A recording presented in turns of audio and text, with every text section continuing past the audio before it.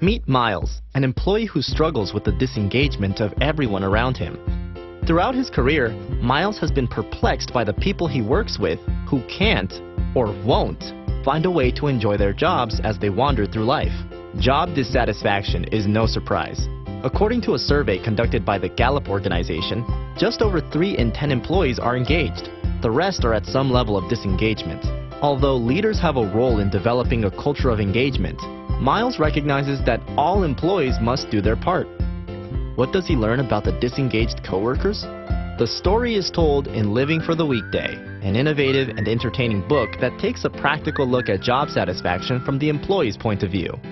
In this inspiring book, author Clint Swindall offers an applicable, real-life business fable that serves as an enduring reminder that job satisfaction doesn't come down to balance. It's about weaving together the 5 most important aspects of our life.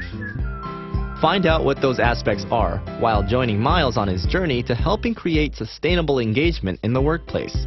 Visit Amazon.com to get your copy today.